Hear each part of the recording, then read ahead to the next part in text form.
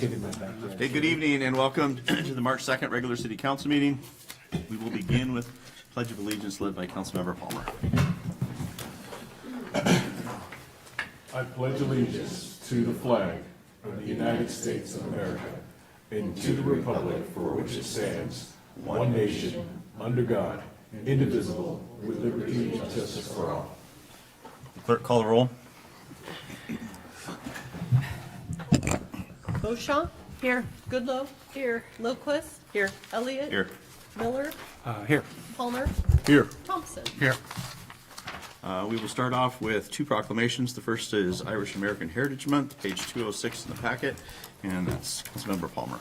Okay. Whereas Irish American Heritage Month began in 1991 with presidential proclamation calling upon the people of the United States to a month-long celebration to the contribution of Irish immigrants have made to the U.S., and whereas the United States and many nations of the world celebrate St. Patrick's Day annually on March 17th in honor of the patron saint of Ireland, and whereas approximately 4,522 Irish descendants live in Kittitas County, and whereas we honor the long history of the Irish and Irish Americans settled in Kittitas County who contributed to the development and growth of Ellensburg by developing farms, ranches, establishing businesses, supporting our educational and religious entities, and whereas we recognize those Irish and Irish Americans who currently contribute to the daily strength and vibrancy of our diverse community. And now, therefore, the mayor of the city of Ellensburg does hereby declare March 2026 as Irish American Heritage Month in Ellensburg and encourages all residents to join in this observance by participating in celebrations and strengthening friendships and understandings of our Irish and Irish American neighbors. Signed this day of 2nd day of March 2026. Thank you. And page 207, we have National Women's History Month and International Women's Day. Councilmember Lilquist. I passed it to Goodlow. Councilmember Kelly. Excuse me. National Women's History Month and International Women's Day, March 2026.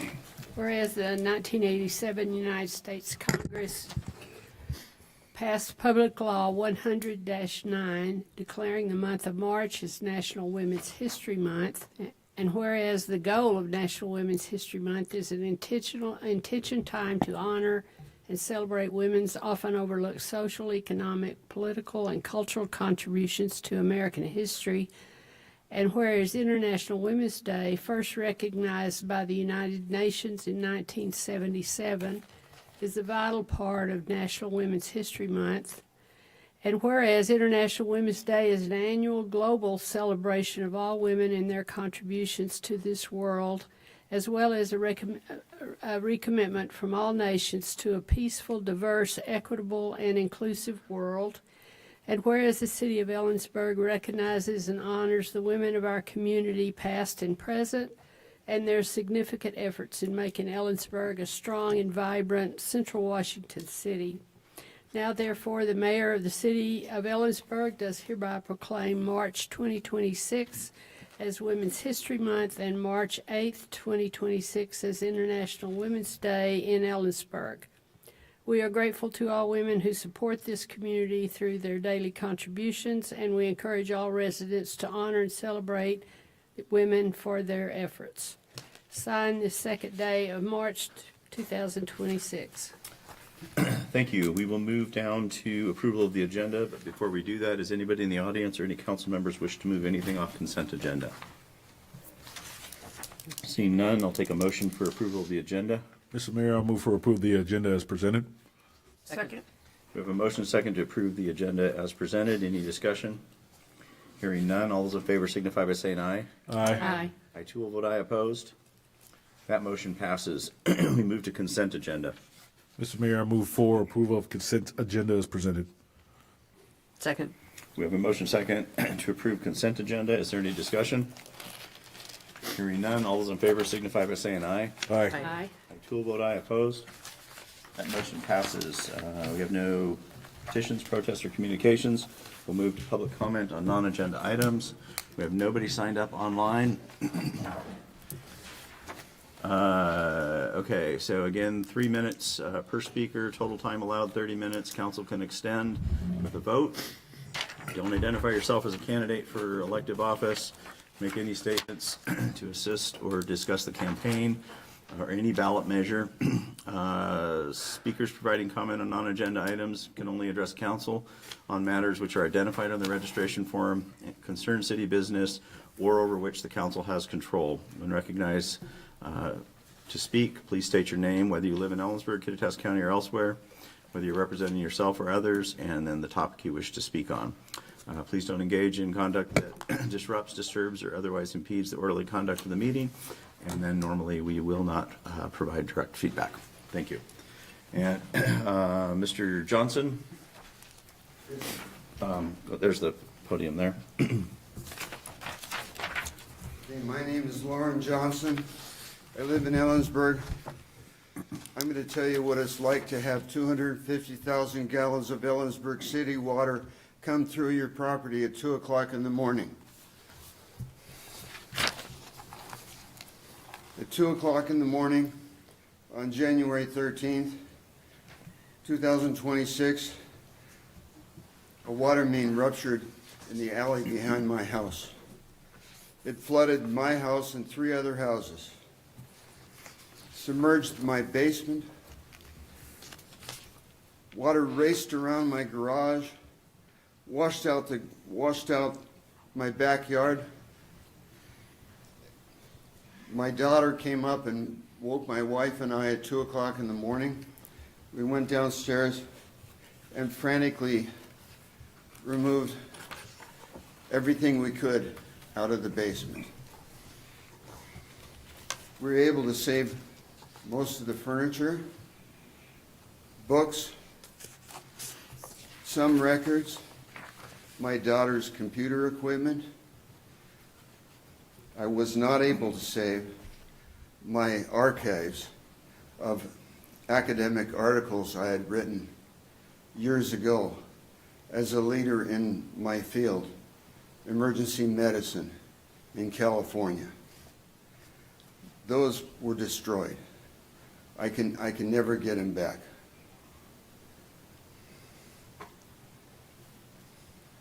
Now I'm going to commend City of Ellensburg employees, starting with the police department. A beat cop saw the water gushing out of the alley at 2 o'clock in the morning. Apparently he was driving down the alley and almost drove right into this giant rent in the alley. Then about 5 o'clock in the morning, public service showed up. Gas department showed up. They were great. They had the leak stopped by 7 in the morning. By this time, the water had gone from 6 inches in my basement when we first went down there to up to my knees. I had long boots on. They came over my boots. We spent the city had a list of mitigators, all of which were bogus. I found one on my own, a local guy who came in right away and had my basement pumped out. Mr. Johnson, so your 3 minutes is up. Are you close to being? Okay. So my basement was pumped out shortly. How many minutes do I have? It's all done now, actually. Okay. My pitch. If you can do it pretty quickly, go ahead and finish up. Yeah. That water main was 4 feet deep at 2 o'clock in the morning. It ruptured spontaneously. It needs to be replaced. And your infrastructure all over town needs to be inventoried, and these things need to be fixed. They need to be fixed now. If this happens again, it's going to be a lot more expensive for the city than it's already been. That's it. Thank you. Hey, Mr. Kelleher.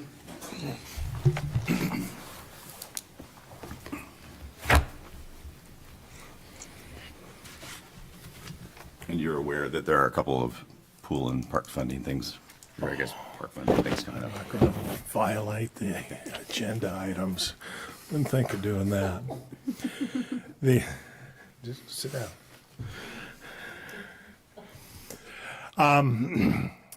Pat Kelleher, Ellensburg, pool first. Sent my rumors, still waiting, and it's a couple weeks ago, and still waiting for a response as to what the status on the RFP, RFQ, whatever, the $35,000 you allocated in the 2025 budget to, I think, address the leak. And I yield back the balance of my time. Thank you, sir. Anybody else in the audience wish to speak on non-agenda items? Okay, seeing none, we'll move on to item 9A. This is page 294 in the packet. This will be first reading of ordinance 4981, which would amend the Ellensburg City Code regarding community development review fees. There will be an opportunity for public comment.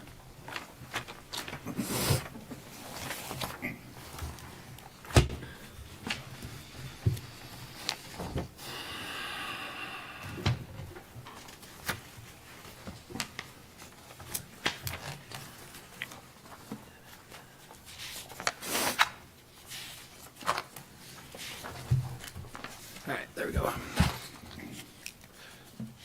Good evening, Mayor and Council. Dan Carlson, Community Development Director. We're here tonight with proposed update to our department's fees for building and land use application review. For background, the state allows cities to collect reasonable review fees to cover the cost of processing permits, to cover plan review and inspections. It has to be limited to what it costs, can't be any more than that, but it does allow for that to be collected. The fees for the city of Ellensburg haven't been updated in some time, and they're being treated a little differently. They live in different places, so we're trying to fix that as well. So our building permit fees are codified in Title III. They've been there since 2013 with one minor amendment in about 21 or 22 that address kind of the upper end of the fee table, but that's all. Those have been changed since 2013. The land use application fees are included in a resolution, and that was adopted in 2014, so again, hasn't been updated in 11, 12 years. So just because those fees haven't been updated recently, and it's been that long, the fees just haven't kept pace with what the costs are to review applications. So what we're proposing to do is to remove all of the building permit fees from Title III, and we would create a new Ellensburg City Code or Section 2.42, which refers to a separate resolution for fees, and that resolution would include all your building and land use application fees. What that does is allows for fees to be adopted by resolution. The fees can be adopted quicker that way to adjust to changes. And so, and that is the recommendation from the Department of Commerce, is that you put those fees in a resolution for that reason. So tonight before you is ordinance 4981. And that would just remove those fees from Title III and create the new section that refers to the resolution.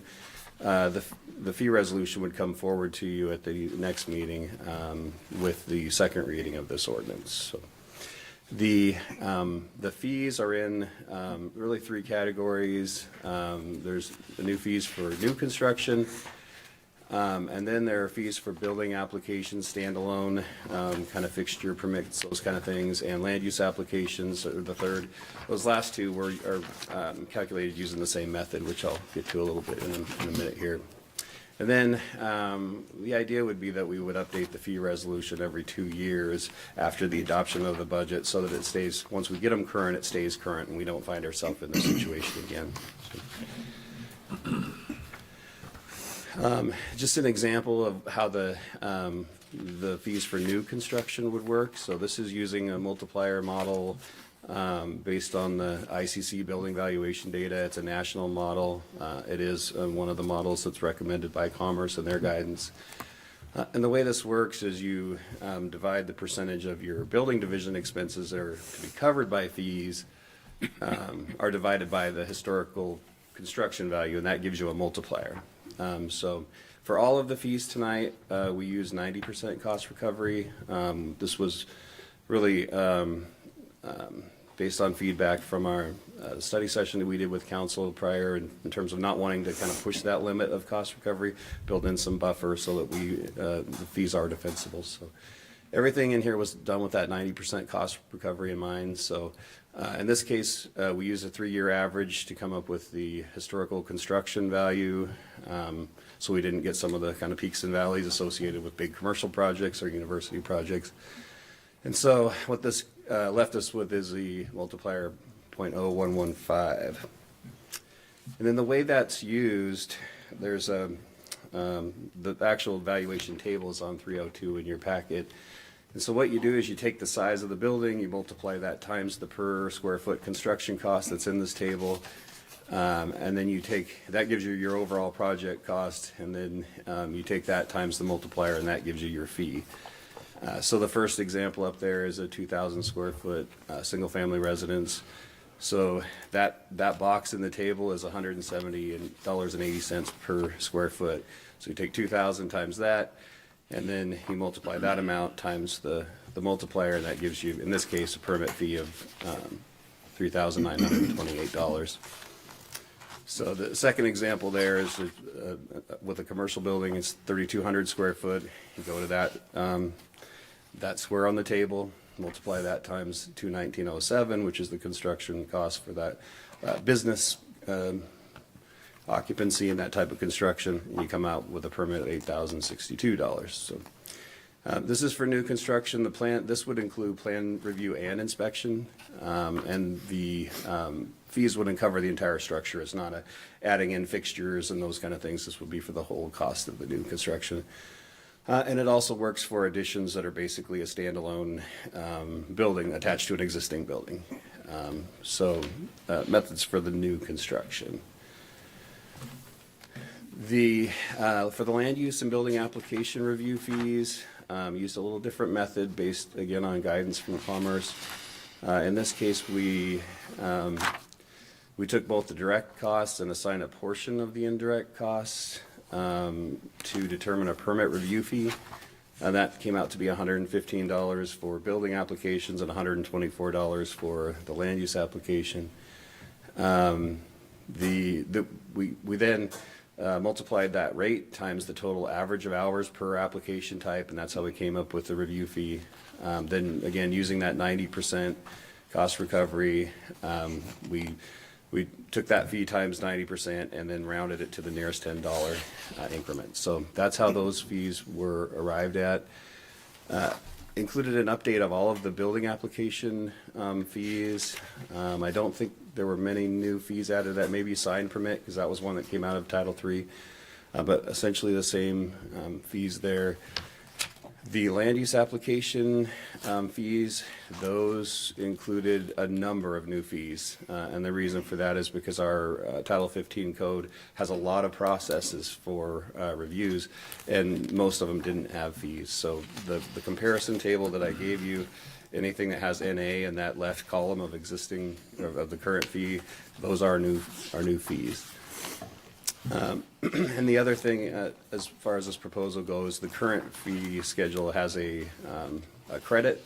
For a pre-app, someone pays for a pre-app, attend that, and then that credit goes forward to the next first application. Staff is suggesting removing that credit, mostly because a lot of that review fee all of it, based on the cost, gets used up during that. And the applications that come in are enough different or more detail or where they need the review anyway. So moving that credit forward really doesn't get a cost recovery. So staff is proposing removing that portion.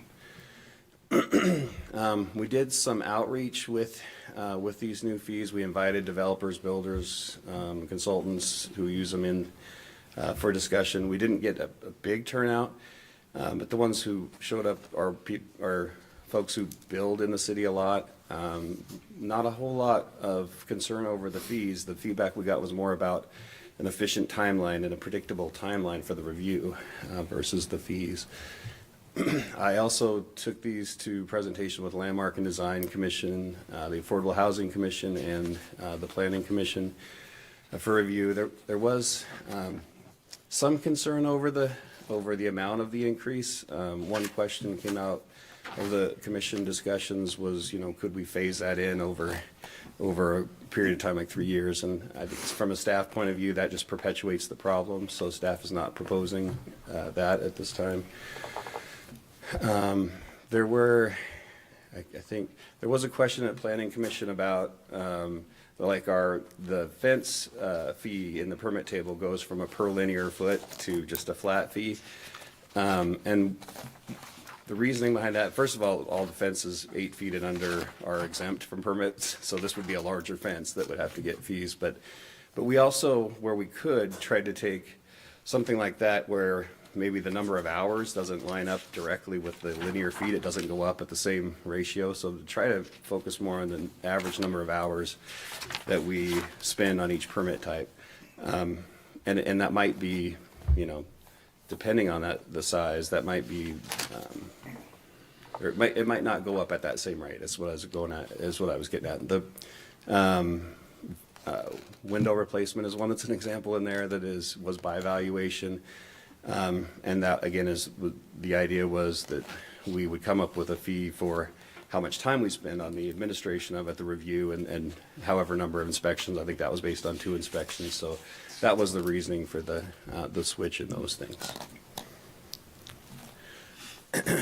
So the proposed changes would have a positive impact on the general fund because more of the development review costs would be covered by fees.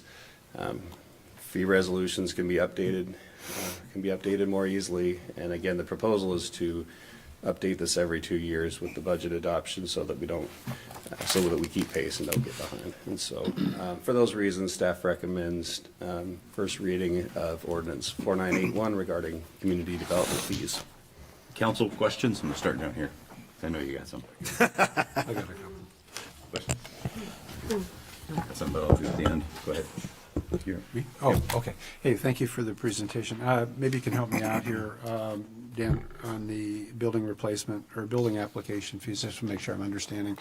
So on page 298 of the packet, so you mentioned window replacement. I guess my first question is, are these fees premised on the fact that there's a permit required for each of these types of work? I mean, do we require a permit to replace a toilet, for example, if somebody wants to put a new toilet in an existing, as an example? I'm thinking no, but my question is, do we need, does someone I'm in need? trouble if we do. Yeah, me too. So does somebody need a permit to replace a window, like? A window, yes. Yeah. But if it's in the exact same frame and it's an energy efficient window versus an older window, that requires a permit? That's my understanding. I did check with Okay. our staff on this. So it's permit. I may not have an answer for the toilet question. All right, well, it's just an I should have example. brought building No, staff with me, but And I think that clarifies on the window. I guess my other question is, going back to your other table that talks about the valuation approach, is the 410 for a window replacement, as an example, if some homeowner has 10 windows and they're all old single pane windows and they're going to get new energy efficient windows, is it 410 per window? it'd be Or for is the it whole project. The whole project? Yeah, So so- whether it's one window or 20 windows, Right. 410? Okay. That's the idea is that we pick the average. Some are going to take a little bit more. Some are going to take a little less. So when it says by valuation, does that mean that when someone comes in with a big project, you've got the flexibility to say, it says 410, but that's like for a small project? We're going to charge you more.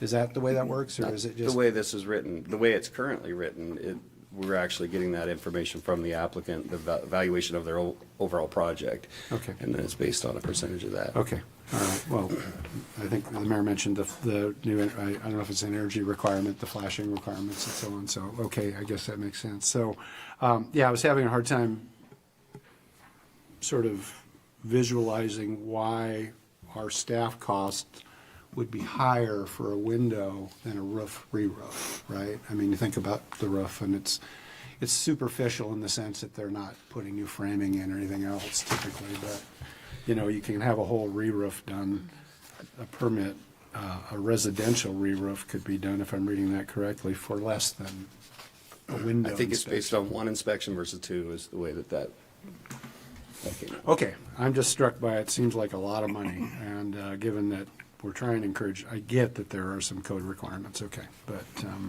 I was surprised to see that, so I'll just stop there.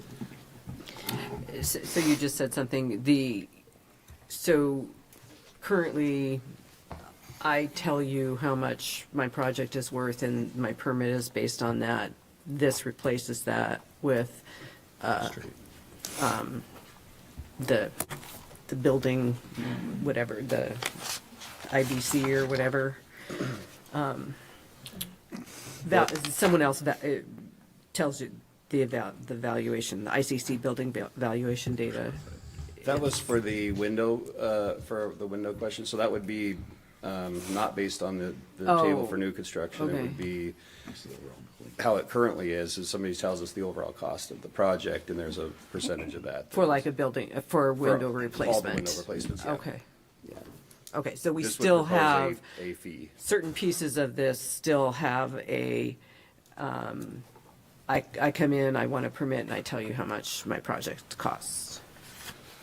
It wouldn't now, for that window example, it would not. It would not, okay, Right. it's just by the table. Right, yeah. Okay, got it, thanks. It's not a question, actually. I have a comment, so I'm gonna wait till motion. Josh? No?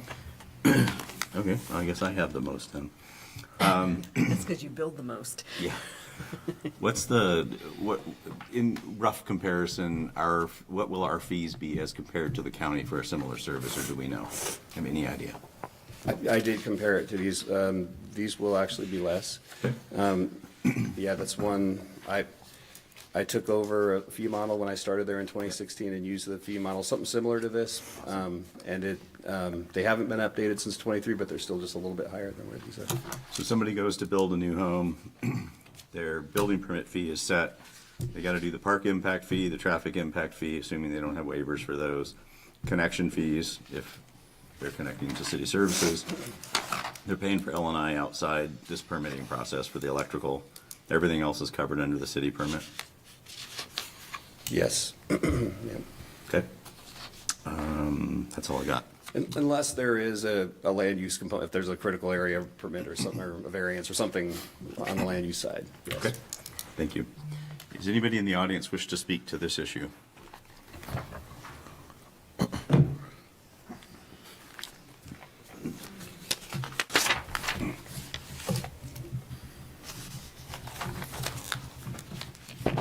Pat Kelleher, Ellensburg. Speaking for myself, I would like to see a policy that there's no waiver of fees, whether you're central or a nonprofit. Everybody pays the same. Looking at this table, it's only exceeded by its complexity. You know. And then the third point is, what's the penalty? Because, you know, in America, corporations, you got a little 55-gallon drum of oil you got to dispose of, and if they say, oh, call the environmental people, it's $1,000. Well, what's the penalty to kick it into the fish-bearing drain? I don't know. What is it? 200? As a corporation, where you want to benefit your shareholders at your interest, you just kick that barrel into the fish-bearing stream if it's a $200 penalty. So I want to know what the penalties are. Thank you. Anybody else? And just for audience reference, there are penalties, and they're meant to make it painful to not follow the permitting process. And you go to the end of the line, you don't skip to the front anymore. Council. Mr. Mayor, I move to conduct first reading of ordinance 4981, amending Ellensburg City Code regarding community development review fees. Second. We have a motion second to conduct first reading of ordinance 4981, which would amend the city code related to community development review fees. Is there any discussion? This is a comment. So Dan, really well done by you and your team on this. I know that you led this effort at the county, and I do appreciate you doing this at the city.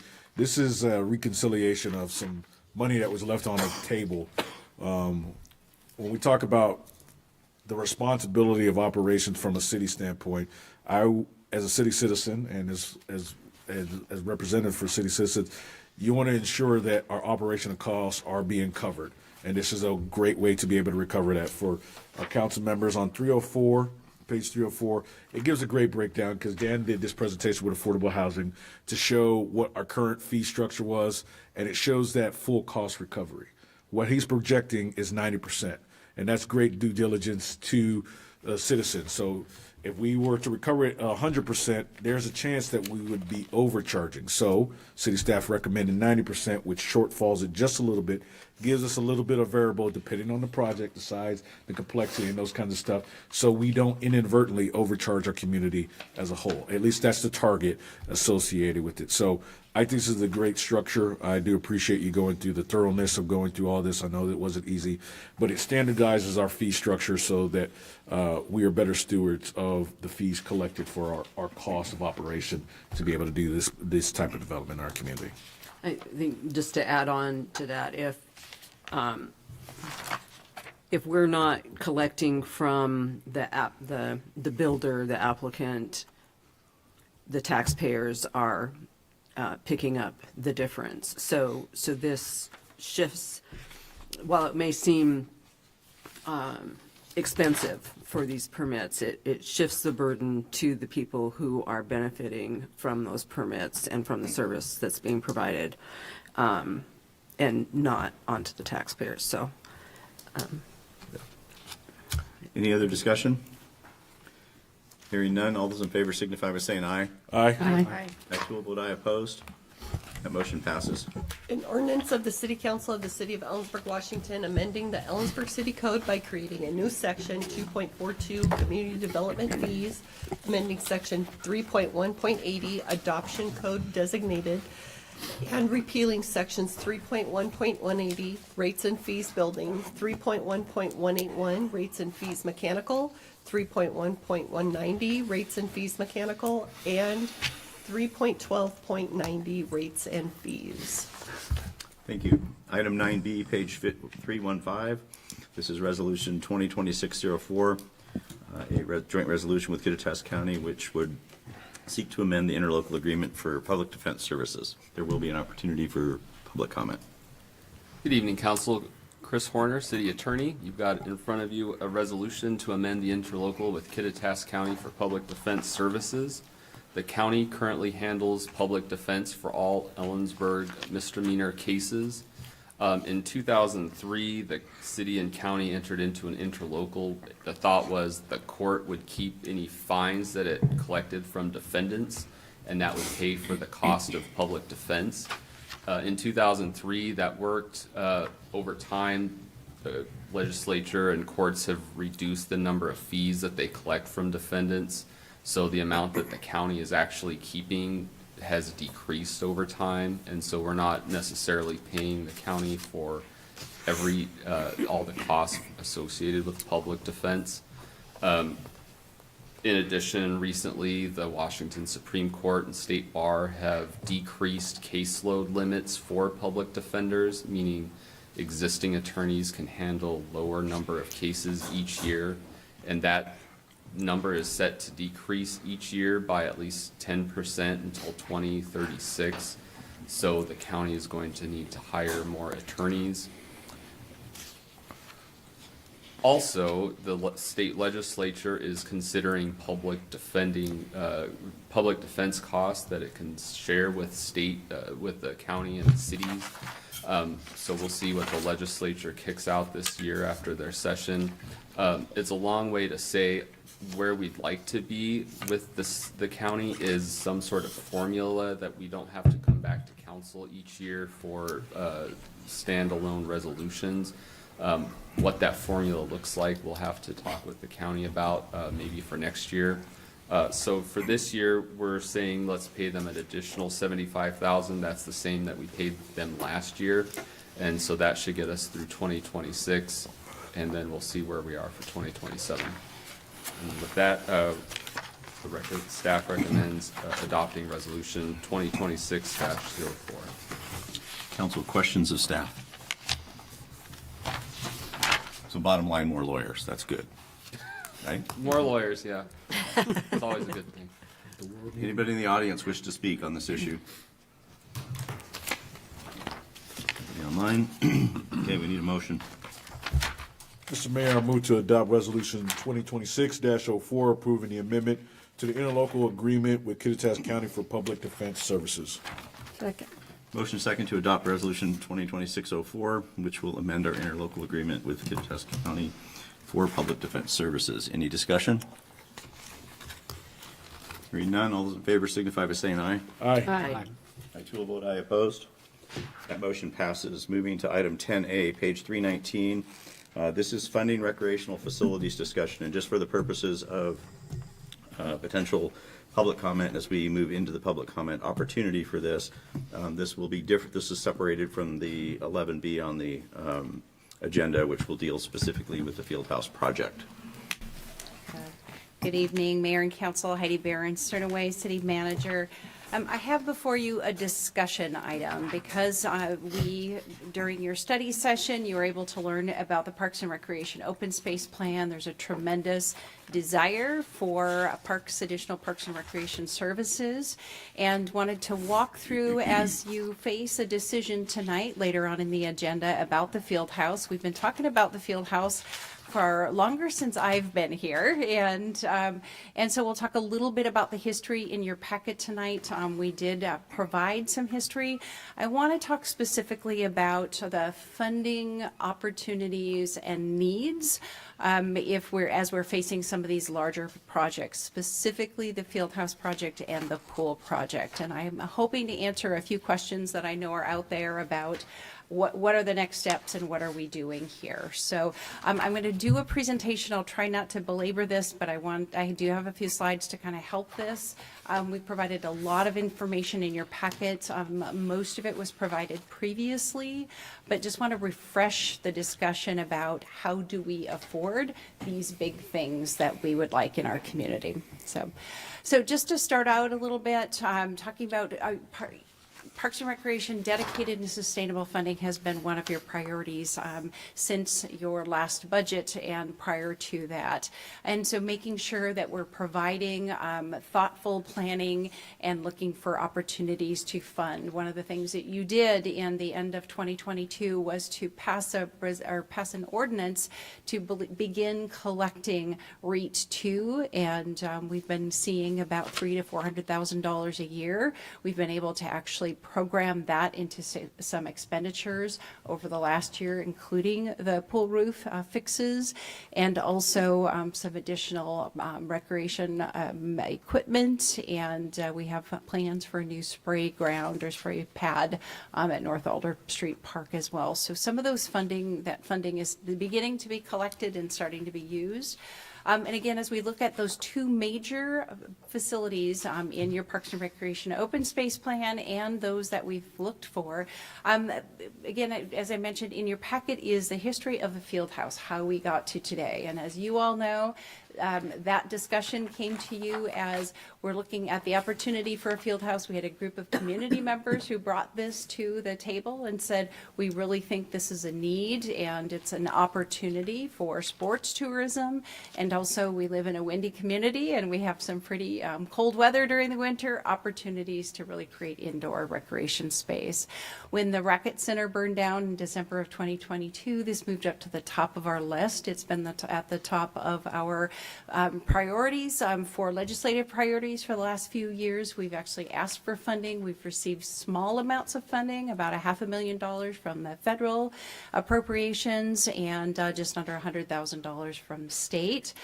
We are under the impression that there's not a whole lot of opportunities out there for grant funds to help us with this. And so we are looking at the local need for local funding for these larger projects and specifically for the field house. House. And so we went through a number of planning exercises to start to try to replace the project. We knew we would receive some settlement funds from our insurance, and so worked really hard to create an opportunity, a plan, and a budget. Our original costs, we believe, were in the $10 to $12 million range. As we proceeded with our planning processes, we were looking at a design bid build, and we started with the version of, we thought this was going to be a 150,000 square foot facility, and the price tag on that got very, very large very quickly.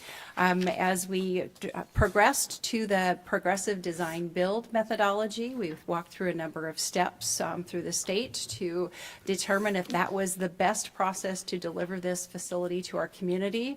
And through our initial validation stage, we found that the facility was still really out of the community's price range, in the $60 million price range.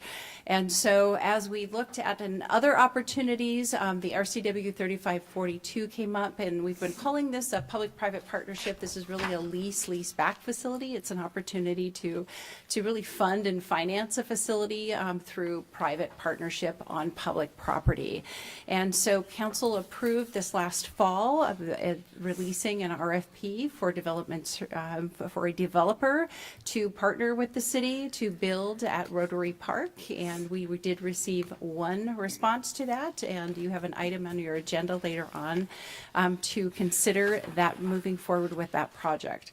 So that's been a primary project. We looked at opportunities to fund that. In the last year, we've also looked at how would we consider operations? What would it take? We had Ballard King do an operations and maintenance study on it, and I'll share a few of those numbers as we move forward. And again, just not to miss the discussion about, we have a nearly 50-year-old pool, and making sure that we're starting the planning for how. We have a lot of questions about where and how much of that facility can we reuse, what are our community priorities, and how can we fund and phase a large project like that. It will be a lot more expensive to replace than it was to build originally, for sure. And as you saw tonight, we have a lot of other community wants and needs when it comes to parks and recreation. So one of the things that we know is that expanding our services, investing more in parks, and building new facilities will require new revenue for the city. I just want to underscore that. Okay. So as we looked at the field house, and we were looking at opportunities to how can we afford this lease back option, and to do this in a way that we can plan for our community appropriately. We took the data that was provided, and I guess the operation is coming later, looked at the annual lease, and in your packet is, and I have a few slides that mirror what is in your packet. We looked at what are the opportunities for what would an annual lease. And so through the RCW 3542, the lease is essentially created on an annual basis with a payback with opportunities to purchase this facility or buy down lease payments over time. And so again, the project would be owned by the developer. The city would pay and to have full use of that, and would also operate that facility. One of the discussions we had early on in this planning is that the city would invest and seek grants for, and we were actually successful in obtaining a grant for some off-site improvements, which is the roundabout in Anderson and Uptanham. And council approved, I believe we already adopted that as part of our 6-year transportation improvement plan as well. So as we looked at the need for operations, we want to consider this is a new facility. One of the challenges is we don't know exactly how much operations. And so with the Ballard King study, they looked at about a 60,000 square foot facility similar to ours. Again, how a facility is designed and built really drives the cost for operations and maintenance, for staffing, for replacement, for maintaining that as well. The Ballard King study study said we would need nearly $1 million, so per year to operate a facility. And their estimation was that about 60% of that could be recovered through fees and service costs. And as we looked at opportunities for reusing or repurposing some of the recreation programs and funding we have right now, moving the youth center or youth athletics program, and reprogramming that to that facility would be one way to help support that. So to really find a way to pay for that gap. Athletics and tourism is an opportunity, and so there may be an opportunity to support operations through our lodging tax fund on an ongoing annual basis, and that could be county and city. And so if you recall, we did our budget for the former Racket and Recreation Center was in the $300,000 per year kind of phase. And as we lost that facility, we reprogrammed that back into the general fund. And so remember that Parks and Recreation Services are general fund expenses. And so we were, again, able to create that capacity. And so we believe this is a reasonable, again, might not be these sources specifically, but reasonable operating plan. All right. As we looked at and again, speaking specifically for the field house, looked at what are the options for sort of that leasing the facility and what are the long-term costs for that. And I just at a high level and comparatively, what are some of those? We're not asking you for a decision tonight on any of this. This is just information at a planning level to help you make a decision on the feasibility of this. The lease, as we looked at, typically leases are for 20 years, and they can be longer. They can be for the life. We look at the life of the facility, and so 20 years is what we're using as a standard. And then looking at opportunities to buy down or buy out the lease. Potentially the city, there's a program, it's called the local program. It's a loan opportunity to fund projects that are under $10 million through the state. It's a fairly low interest rate. I believe right now we're about at 3.78%. So those are some of the numbers that we used to project some of the costs associated with these leases. And as if you recall, we have a settlement over $7 million, and we've actually had collected good interest rates on that. And so we have the opportunity to fund potentially, if the facility cost is about $16 million, roughly 50% of that sort of cash on hand. And then we looked at different scenarios, buying that down and refinancing with the cash on hand as well.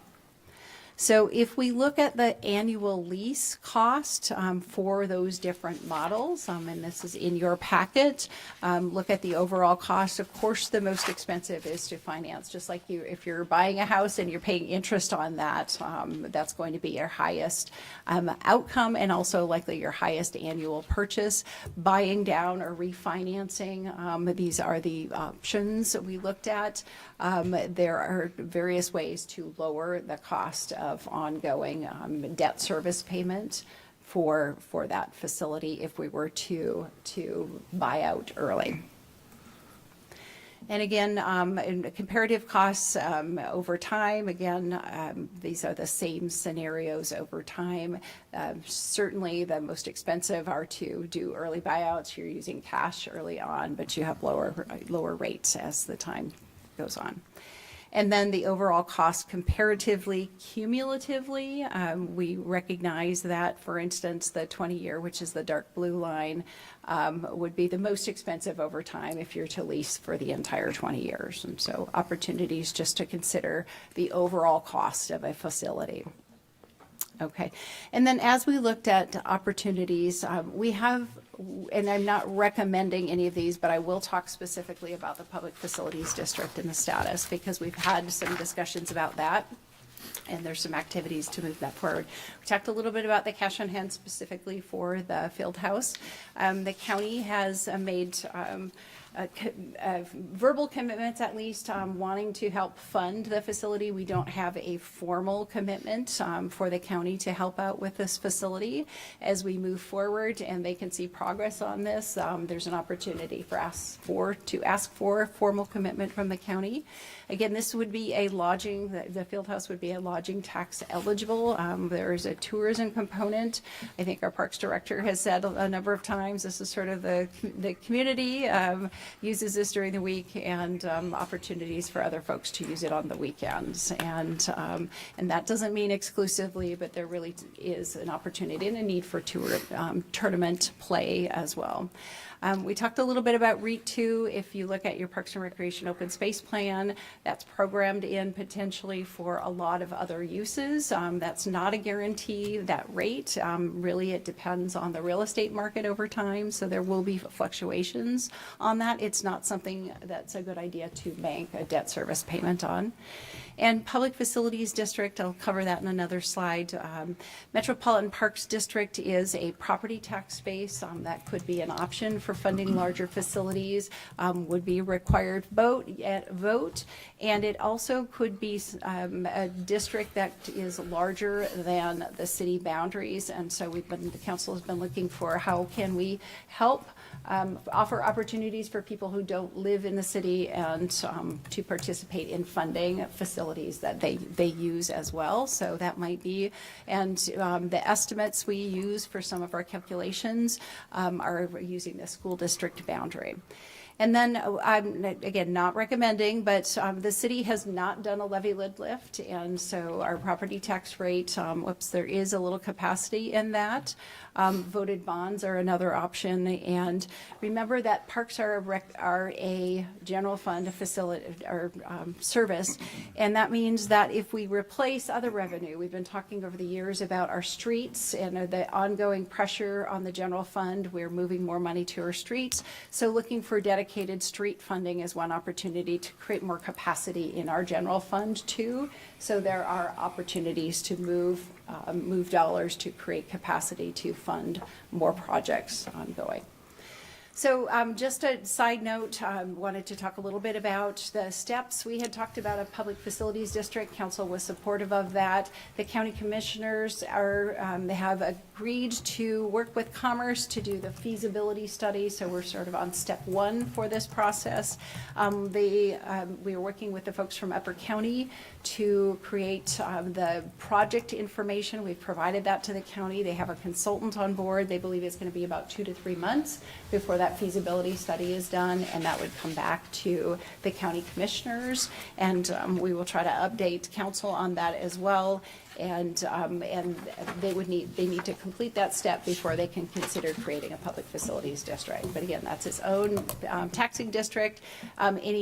Any revenue that would come to that would have to be a vote of the community as well. That would be a countywide at this point, countywide public facilities district, and it is allowed a maximum of 0.2% of sales tax as an opportunity for funding projects. So again, just a reminder that as we look at numbers, these are planning level numbers, some of the assumptions that we've used, and this is where in your packet, I don't have the page number, but it's the packet that looks at the big funding picture.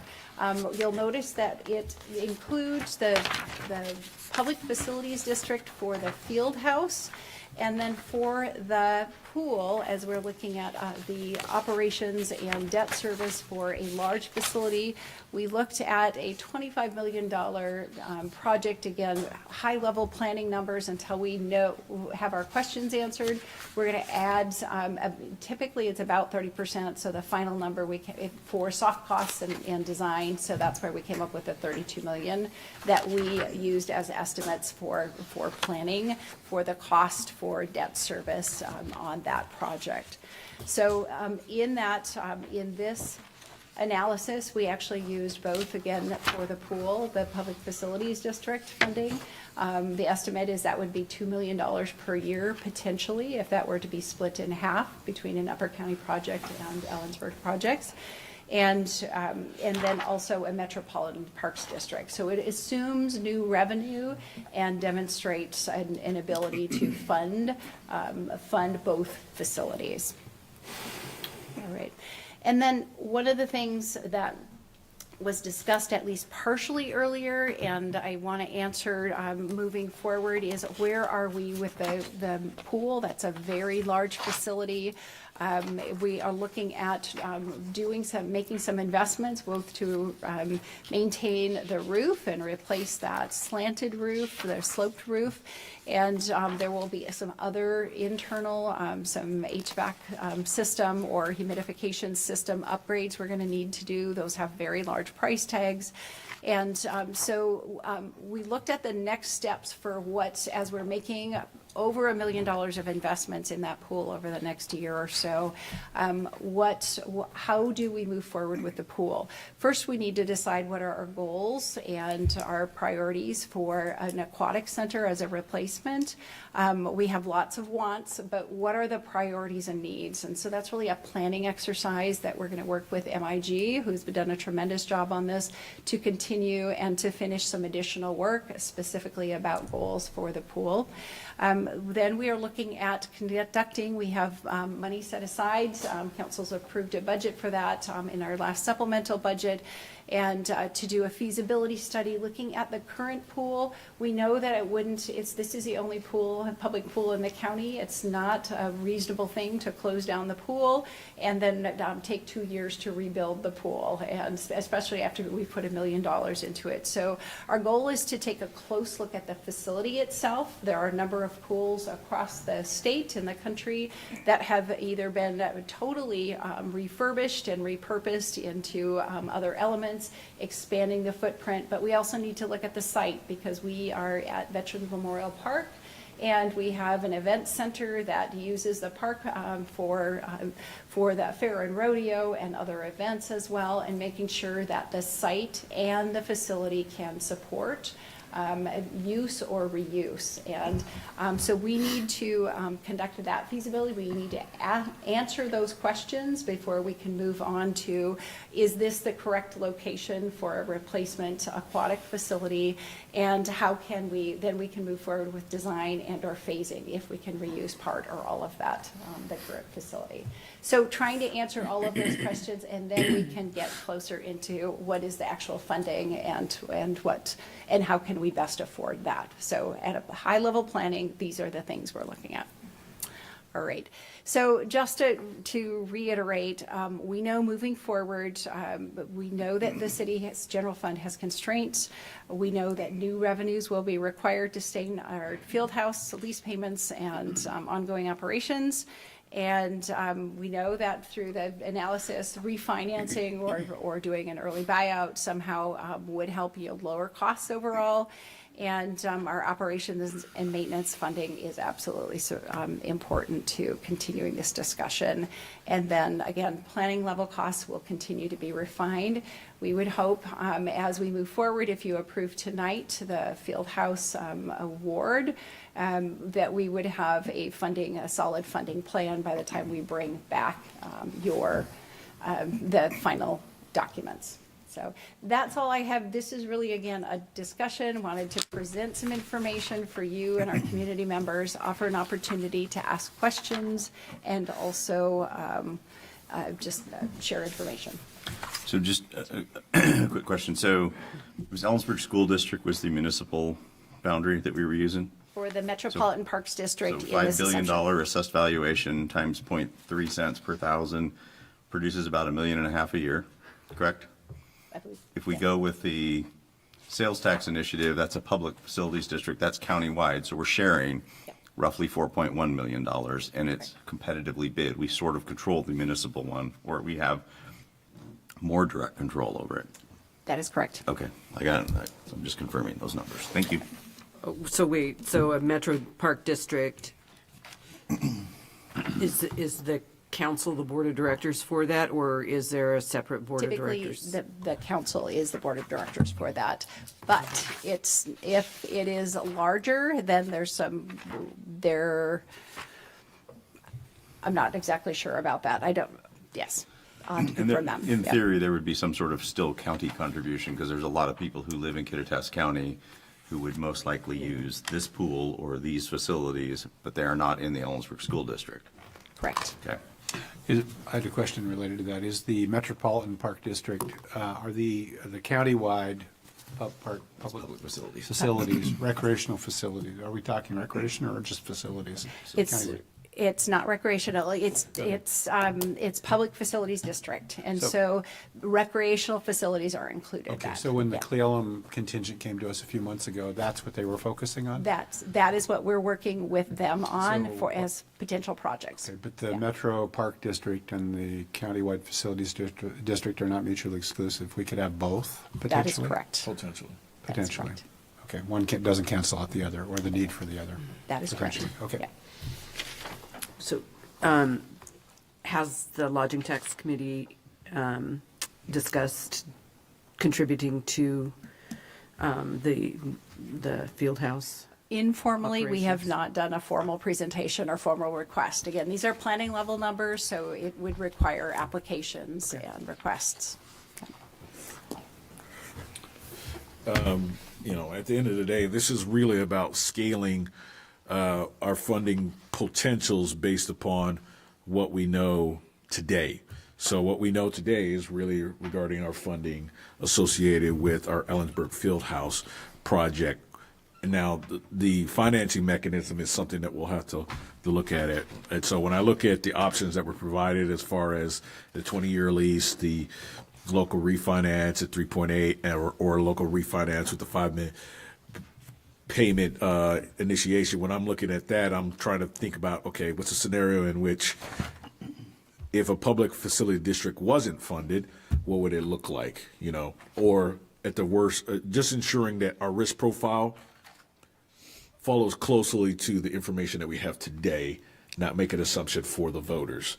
We've got to allow the voters to really push that envelope. So when I look at these options, I'm going to look more conservatively to say, okay, right now our leverage is to cover as much of the field house as possible as far as the potential project and maybe some of the county and city lodging taxes, whereas something like the public facility district is out of our control, quite frankly, is something that I would pick a risk profile that's much more conservative.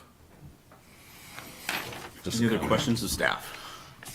Anybody in the audience wish to speak on this subject?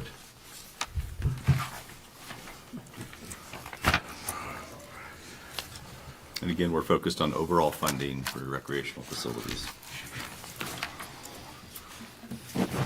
Pat Kelleher, Ellensburg, pool first. You got some really complex issues here. I'm going to concentrate mainly on the pool and the funding mechanisms. The condition that we have today is your roof's leaking. Okay? We should take care of our stuff. The age of the pool, 47 years. Oh, God. How old's Morgan? How old's Morgan? I think it's older. Oh, God, how old's this building? Oh, it's older. Okay, so this scare tactic of the age of the building, you got a leaky roof and you haven't done an evaluation on the existing pool. I don't know, does it have blue mold, gold mold in it now? Do you have $1 million problem? Do you have a $2 million problem? I don't know. Where's your study? Well, it's going to cost this. Your operational costs are outrageous going forward.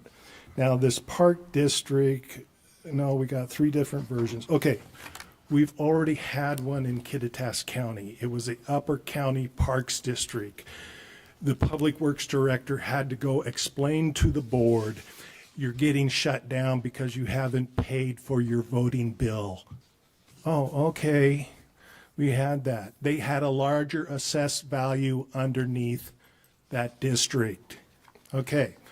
The Upper County, I don't know. I think Cleolum is pending bankruptcy. They're dancing around, but they might get pregnant here pretty quick. The land that this pool up in the Upper County is owned by the city of Cleolum. potentially they're going to have a steward come in and go, oh, that's interesting. How about some flowers from Main Street? No, there's no flower money. There's no flower. They're borrowing from their sewer fund right now to fund operations, and they're not even in bankruptcy yet. To tie it, and then you're going to tie it up into a board, and you're going to lose control. Pool first. I totally support Kittitas County participating in funding the existing pool. It's called an interlocal agreement. You march over on a Tuesday and you go, hey, how about kicking some money instead of kicking it out of your recreation fund and moving it around under another shell? How about, I don't know, fund $500,000 out of what you budgeted last year in your recreation fund for operation and maintenance. Now, I was a county resident, and at that time, I had to pay full tilt to go to the pool. Now I get a discount, which is a good deal. This, Thank you, Mr. Kelleher.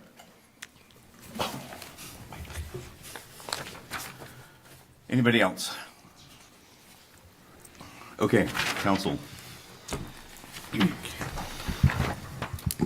This was information. This is just Do discussion. you want, I mean, to This me, was- everything looks like it's on the board, and Yep.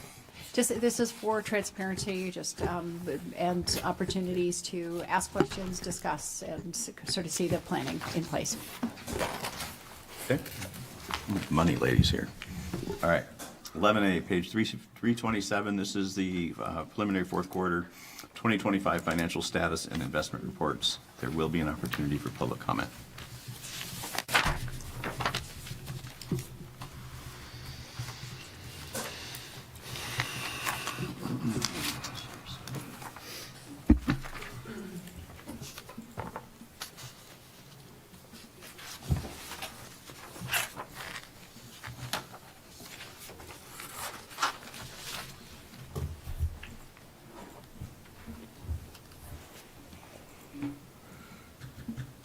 Okay, is it up there?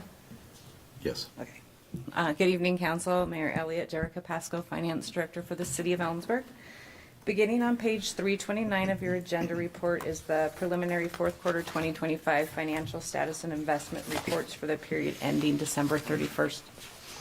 The preliminary fourth quarter financial reports were presented to the Finance Committee at the February 10th, 2026 meeting.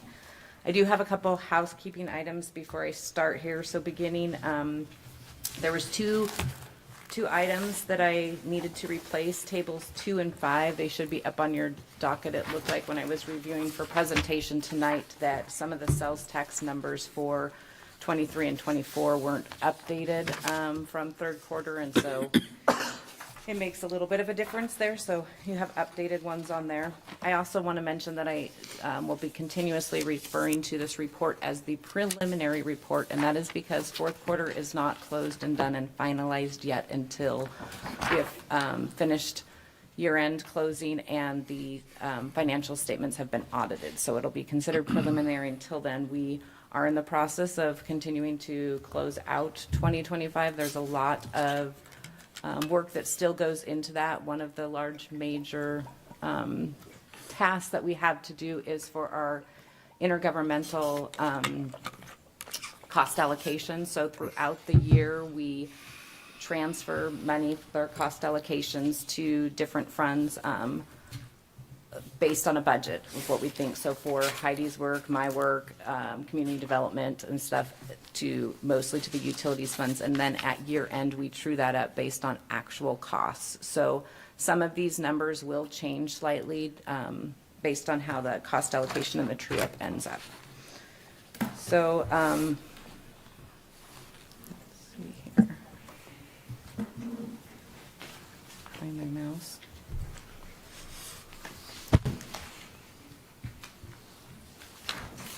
So table 1 shows our general fund minus the managerial funds. We will show this more in detail on table 7, but so far fourth quarter came in equal. We changed the projections to equal what fourth quarter came in as of January 21st. Budget expenditures reflect all adjustments that were taken to council for approval through December of 2025. So Overall, you have our revenues on the left-hand side, actuals being in blue and budget being in green. So we came in over budget for revenues and under budget for expenditures.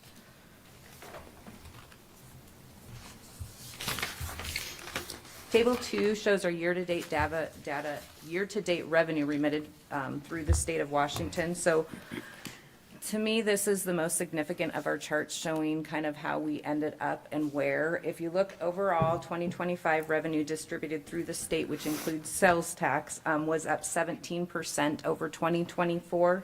These and figures include the sales tax, which will be discussed in more detail on tables 3 through 5. So of significance, you'll also see the city assistance, which is row 2, was up 23% compared to 2024. This is a portion of the state's real estate tax distribution. And it was only up 6% at the end of third quarter, so we saw a large bump in fourth quarter from the state on that. Most of the other funding that comes through the state was actually down. Hotel motel tax was down 7%. It was up 2% at the end of third quarter. Our liquor excise tax, our liquor revenue sharing, our marijuana and motor vehicle fuel tax are all down compared to 2024. So it kind of strengthens our opinion that we've had throughout the year that sales tax is what's kept us above water this year, what we projected, and that we'll talk about again in a little bit more detail, that we appear to have one major project in Ellensburg right now that it has kept up or above. Without that project, you would not be seeing a 17% increase above last year.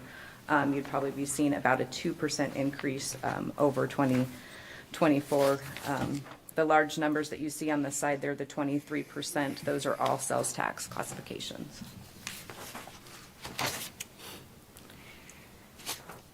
Table 3 shows all the governmental fund tax revenues by type with their actuals compared to budget. So overall, the governmental fund tax revenues exceeded budget by approximately $300,000 or 1.24%. And it should be noted that all the sales tax budgets were updated in our December supplemental. So that's probably why, if you remember, it looks like we were coming in quite a bit over budget at the end of third quarter. The reason why we came out really close to budget fourth quarter is not because sales tax did back down, but because we did a supplemental budget adjusting all those.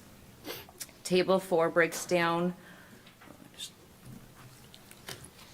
the difference of budgeted less projected by tax purpose. It's important to note that this includes the retail sales and use tax that is restricted for public transit, public safety, and affordable housing purposes. The sales tax revenue is received in January is for November activity. So overall, the sales tax came in slightly under budget when we readjusted, or around $35,000 under budget. The regular retail sales tax, which is your fourth row down, is the only one which is not restricted. That sales tax collected came in at approximately $113,000 below adjusted budget.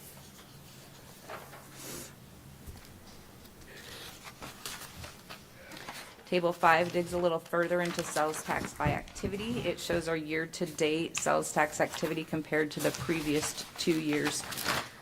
So here you can see 2023 activity is in the farther left column. Then we have 24 and 25. Overall, 25 saw a 23.65% increase over 2024. I've highlighted in yellow the two there, construction and professional, scientific, and tech services, which is mainly tech services, which are the largest increase. So overall, the sales tax was up the 23.65. The construction had the highest dollar and percentage increase, with that tech services having a significant increase as well. Construction 115% over last year, and the tech services 83.7% over last year. So if we were to remove both of those that are being skewed a little bit by a major project, we would actually have seen around a 2% decrease over 2024. Jerica, remind me, what is the professional, scientific, and tech services? A lot of that is robotics that's being put in, as well as some engineering, different services like that some major projects are using for their build. So for the Winco project, partially robotic, partially construction. Yes. Are we seeing a reflection of a percentage of their construction, or is this the fully reconciled construction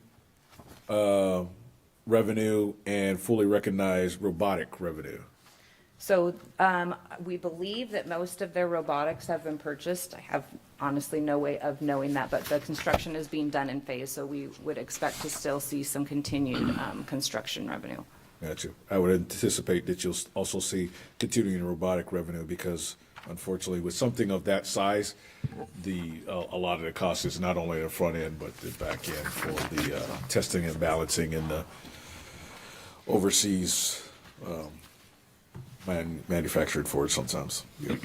So overall, the 1.6 million increase that we saw this year was due to construction and robotics. And so we talk a lot in our meetings about how we use construction revenue because it's so volatile for one-time projects, and we don't like to put that towards continued operations. And this is a great example because we're not expected to continue to see this, but we plan for it and we budgeted for it to use it for one-time projects later. Right. Table 6 shows year-to-date utility tax activity. We saw around a 4.5% overall increase. You see a significant increase in water of 13.37%, and that appeared to be due to some plant investment fees that went up quite a bit this year. We saw a lot more with some building code changes that people quickly got those in before the changes happened. Gambling tax, there's also a significant increase that we saw there. A lot of that has to do with pull tabs and customer timing as far as collecting on delinquent gambling taxes, since we're cash basis. And then, of course, garbage tax, we saw a nice 15% increase due to increase in customers that Waste Management has, as well as their rate increases. Jerica, regarding the cabling and its reduction there, how much of this is possibly impacted by, say, the high fiber optics of like a light curve coming in versus a cable? So we've continued to see over the past at least 5 years or more, we've continued to see telephone and cable both keep decreasing. We expect them to decrease until there's not really much of anything left, so. Where do we see a recognition of the increase in fiber to replace those? Do we see that? Is that?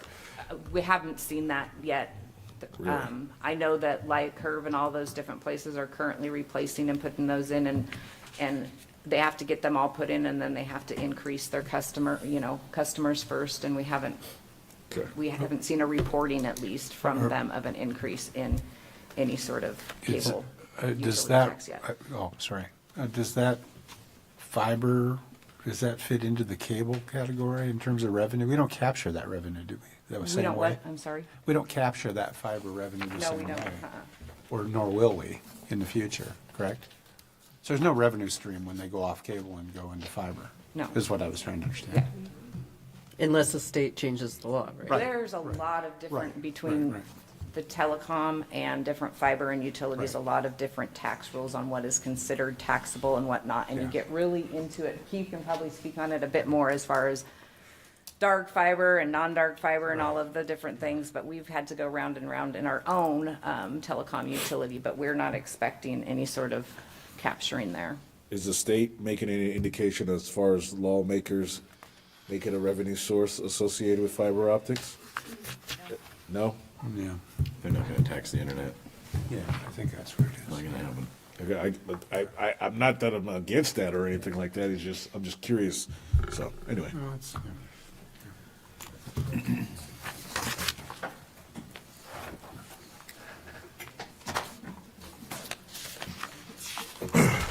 Table 7 shows the general fund revenues and expenditures are budgeted for projected. Again, this table does not show managerial funds of the general fund, so it doesn't include the sales tax fund.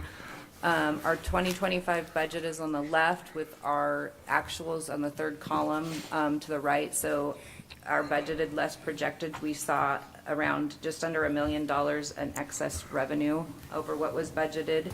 And then in expenditures, we spent about $2.2 million under budget. So we were, in our 2025 budget, we were expected to spend around $1.6 million of fund balance, and instead we came in 1.7 million above fund balance, or adding to our fund balance. A lot of this has to do with some position savings as well as some controlled planned underspending. Heidi talked to directors and stuff previously last year when we were starting to look at these numbers, and we made sure that we cut back on any spending that wasn't necessarily, and we're always required to underspend budget. If we were to spend above budget, we would get a finding by the state auditor. So we always want to make sure that we have a cushion in there a bit so that we know, but we also had conversations and plan controlled underspending, and so that really seemed to help us out. And with that additional sales tax that we saw from those projects, the 1.6 million that I talked about, it looks like we're adding about 1.7 million to our general fund. So without that, we would have broke about even.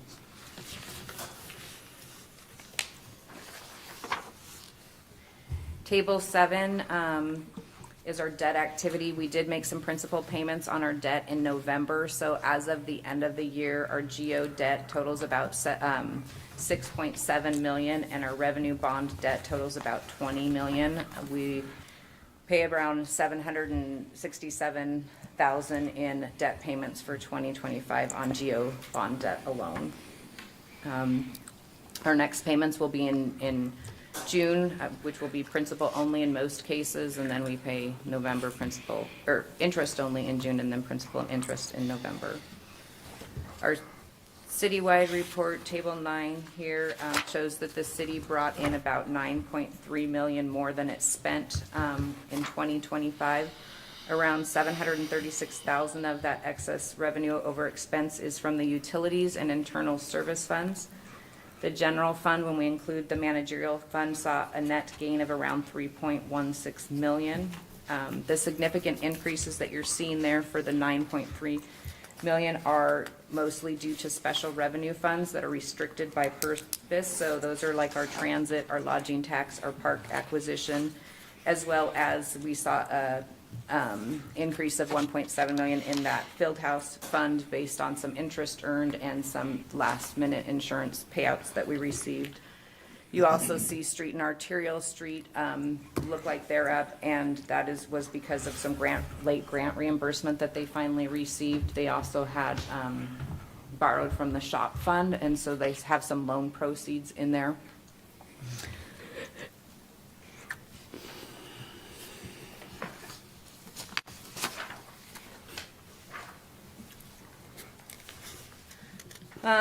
As of the end of 2025, the city had around 91.9 million in investments.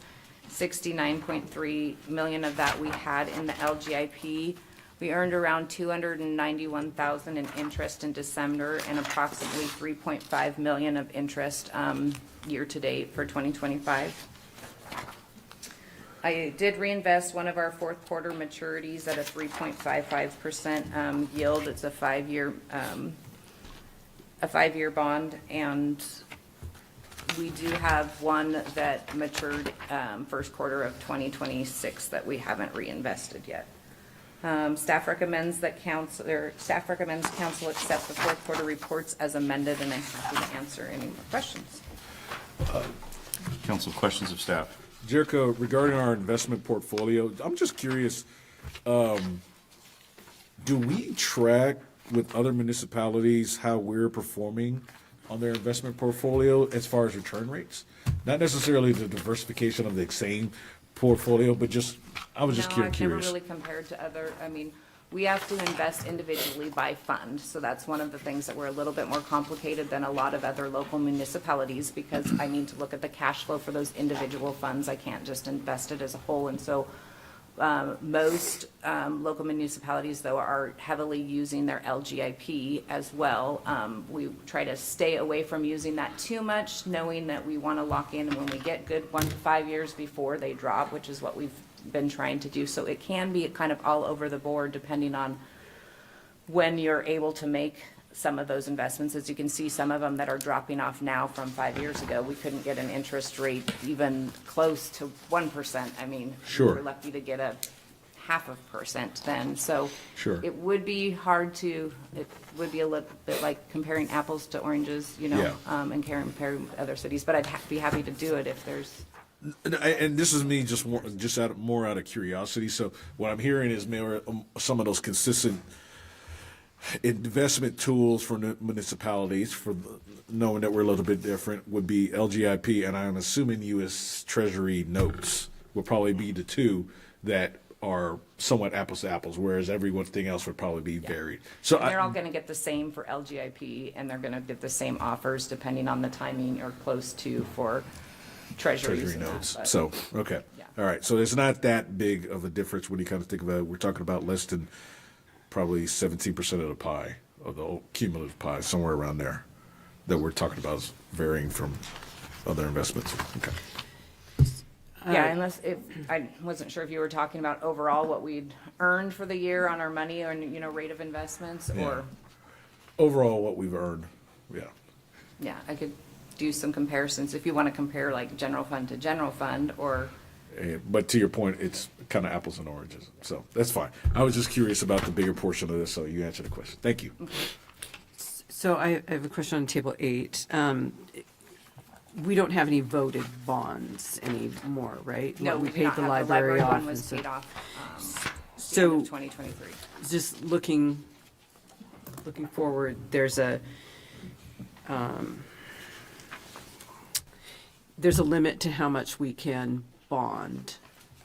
And if we're talking about bonding for recreational facilities, where are we? We've got plenty of room for, as far as the limit where we can bond. Where the limit is, or where we see the tightness that we need to be very careful is the debt payment and what we have to make those debt payments. So as you can see, for like the public safety building, we tried to time that so we didn't start making payments on the public safety building remodel until City Hall was paid off. And so City Hall's been paid off. We've been here over 20 years.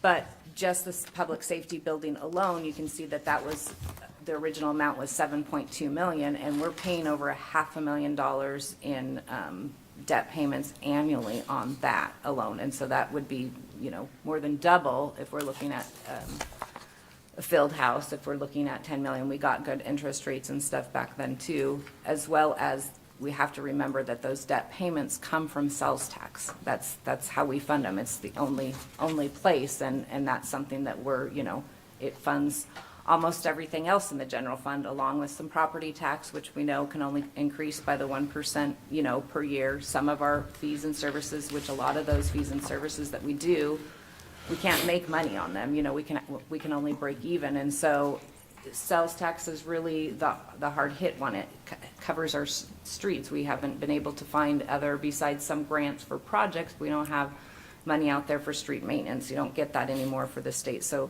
that's where we would really need to take a bigger look, is not at the capacity that we have for granting power, because a lot of it is a lot like when you go to buy a home and the lender says, oh yeah, you can afford this much based on your gross income, but can you really, you know, that's similar here. We would really need to take a hard look at what kind of debt payments we can afford, Unless we voted a bond. unless you voted a bond, yep. Or voted another revenue source to pay for Right. the debt service, yes, correct. Yep. Any further questions of staff? Anybody in the audience? Okay, we need a motion. You got a comment. Oh, I'm sorry. Jump up here.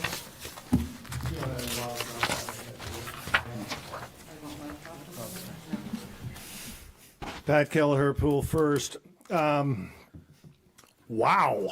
90 million bucks in cash, and you're earning $3 million in interest, and I believe that's on restricted interest, even though the funds might be restricted.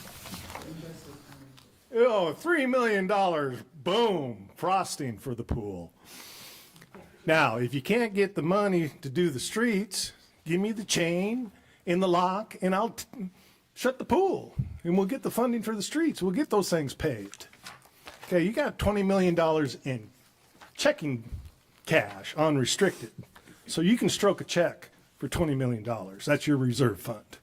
So this, oh, okay, boom, boom, boom. You get $3 million in frosting off That's the public's money that came into you instead of just have it sit in a no interest bearing checking account, you invest it very conservatively.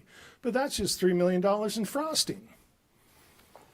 Invest your frosting in frosting projects. I mean, pool first. I mean, the corollary, we got to pay for him over there. We got to pay for those streets. We got that water pipe that broke. Oh, get on it. And if there's anything left over, let's do the things that make living in Kittitas County enjoyable. Pool's one of them. Looking at this from a million feet, 90 million investments. I mean, there's a lot of families out there that, do budgets monthly. Hey, how much you sitting on if your car breaks? Well, we can't pay for a water pump. Can't pay for a water pump. Oh, you can't pay, but you need transportation to get you to your work. Yeah, I don't have any money in investment. Well, what's your reserve fund? Oh, we don't have a reserve fund. Oh, okay. They make those decisions every night. They make those decisions monthly. You guys are sitting on a pile of cash. You're sitting on a pile of unrestricted money in your reserve fund. And we're talking, well, what about REIT 2 and REIT 3 and REIT 2? Hey, you can pay cash. Okay? You can just go in and buy the car cash, stroke a check. And sales tax is down. Well, where's that sales tax come from? Car sales. But I just can't believe it. Yield the balance of my time. Anybody else in the audience wish to speak? Just to Counsel. clarify, the $3.5 million that we made in interest, majority of that is not general fund. The general fund made less than $500,000. Majority of those investments that we see are from the utilities funds, who have to carry a higher reserve fund balance to purchase utilities for infrastructure, for everything else. So majority of that investments that you see, again, is not general fund, is not the unrestricted funds, but is proprietary in nature funds, such as the utility funds. And can you clarify again what that money is for? That 90 million that's sitting out there is all dedicated to certain purposes. It's not. And when I say it's invested in available. LGIP, which is local government investment pool with the state, and it's very liquid. So it's, instead of leaving it in our checking account where it earns nothing, we can move it back and forth day to day. We can sweep it in and out. So it's very liquid. That's why we put 69 of it million there. So we can't just invest all of the utilities money. We have to have the amount in our checking account to pay the bills, and so that overall 96 million that we say that we have invested, we have 20 some of it in outside 1 to 5 year, because that's where you get a higher yield, and the remaining of it we put in the LGIP. But majority of it, like I said, is in the 56 different buckets of different funds that we have, with the general fund being a small part of that compared to all of the utility funds. Okay, and back to the agenda item, which is accepting the fourth quarter financial status and investment reports. Mr. Mayor, I move to accept the preliminary fourth quarter 2025 financial status and investment reports as presented. Second. We have a motion second to accept the fourth quarter 2025 financial status and investment reports. Any discussion? Hearing none, all those in favor signify by saying aye. Aye. I too will vote aye, opposed. That motion passes. Item 11B, page 342, letter of intent conditionally selecting Central Paving as the developer for the Ellensburg Fieldhouse project. Wonderful. Thank you, Mayor. Good evening, Mayor and Council. Heidi Barron, Sternaway City Manager. You have before you a letter of intent, potentially to be signed by the mayor, and which is providing for conditions for Central Paving LLC as the Ellensburg Fieldhouse developer. And this would set in motion negotiations with the developer and some work by the city to work together to create a lease agreement and development for the Fieldhouse project. at property on Rotary Park. Some of the terms that are outlined in the agreement are basically not to exceed total cost of $16 million, and that would be in addition to construction financing of 8.5% as a max. For up to a 50-year lease with options for early lease termination, pay down, and/or buyout. The project does require, at a high level, prevailing wage. And then we would also ask for payment and performance bond to guarantee the completion of construction of the facility. We work very closely with the developer on clear communication. This would be ultimately a public project, and want to make sure folks understand what we're doing. Again, this is a new process to deliver a public facility to our community under RCW 3542, so helping educate folks on what we're doing. And also, this would require us, through these lease agreements, to bring back to you. Our goal is to have these agreements back to you by the end of May of this year. Details, working with staff on the facility features and the design, with some periodic review check-ins along the way. So, one item I'd like to call out, the developer has requested that we would acknowledge any significant donations that were made for the project. And then also the terms would be, of the development would be in accordance with the Rotary Park Master Plan, and would follow all the applicable federal, state, and local laws and regulations. And so there are some negotiation parts that might be brought back to you early on, such as sort of the timing of permit fees and some activities that the developer would work on, conducting traffic impact analysis and other items. The city will be responsible for completing the boundary line adjustments before the lease agreements are available or are signed.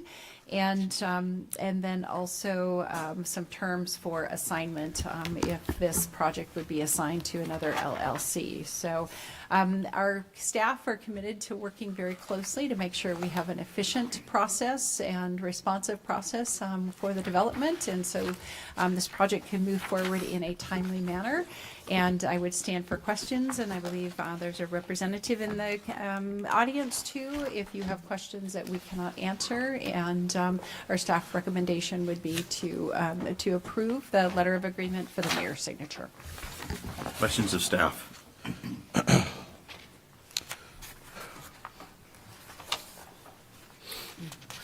Mr. Greer, did you want to say anything, or does anybody have any questions for Mr. Greer? I don't, thank you. Okay. Anybody in the audience wish to comment? Council? Mr. Mayor, I move to authorize the mayor to sign a letter of intent as attached or in substantially similar form, conditionally selecting Central Paving LLC as the Ellensburg Fieldhouse developer, and direct staff to develop leaseback agreements for this project. Second.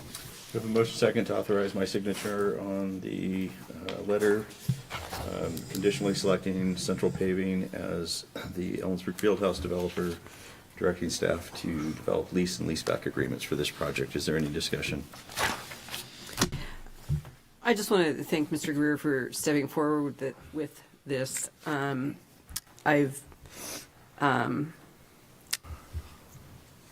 I am aware that Mr. Greer has supported our parks and recreation program facilities for a very long time. I remember my kids playing baseball and he being out there with a hammer building the structure on the Little League field. And I think that this is a passion project for him as much as a business project, and it has been his passion for very many years, that as long as I've been involved with the city, he has been promoting youth sports. So I appreciate his long-term commitment to that. I would echo those sentiments. Thank you. Yeah. Any further I'm discussion? just going to also, if I may, just echo the sentiments, and it does recall, for me, my recollection is that I first had the opportunity to work with Mr. Greer 25 years ago when we were serving on the Planning Commission together. So it was clear at that time that you were involved in many things, and I was very impressed with your commitment to the community. And this is a very unique approach. So I'm really looking forward to seeing this work out. So thank you. Any further discussion? All those in favor signify by saying aye. Aye. Aye. I too will vote aye opposed. That motion passes. Thank you.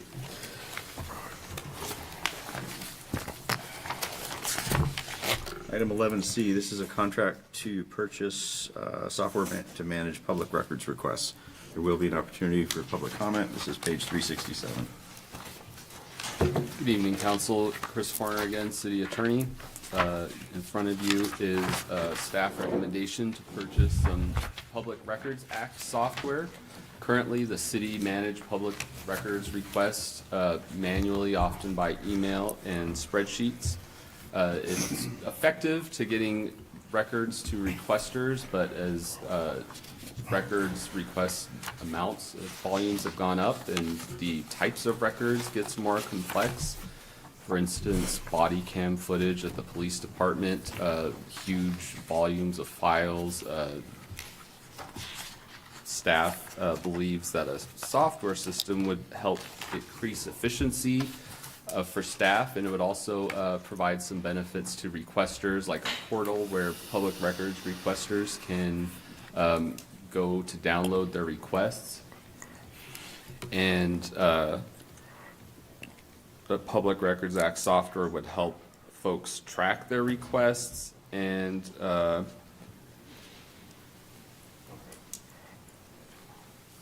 software could also help staff publish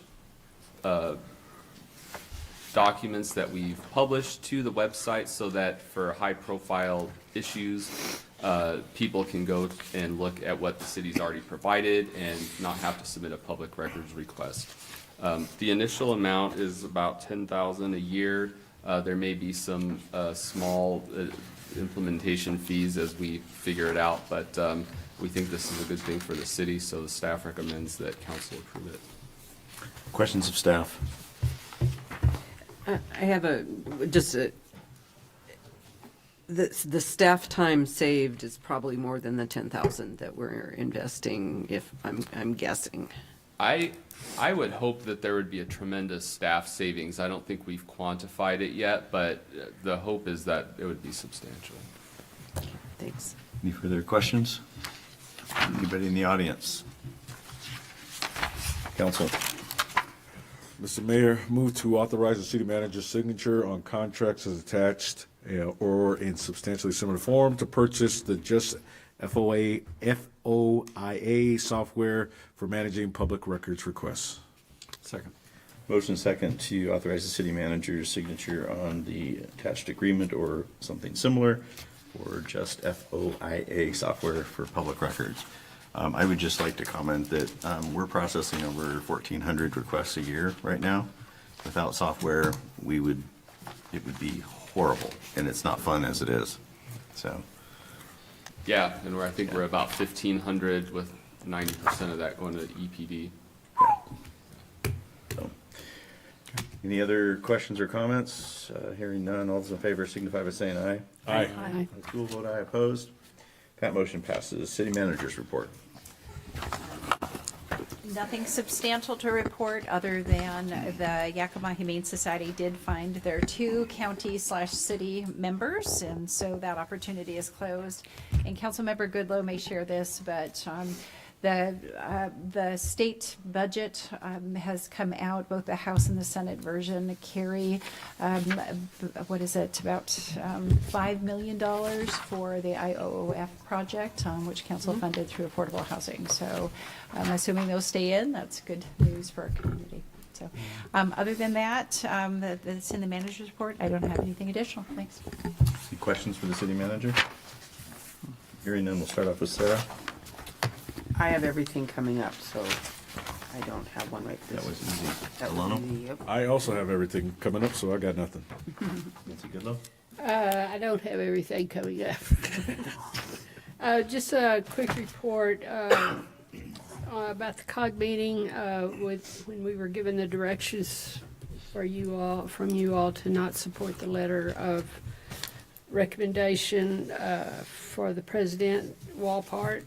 That motion passed 6-5 for COG.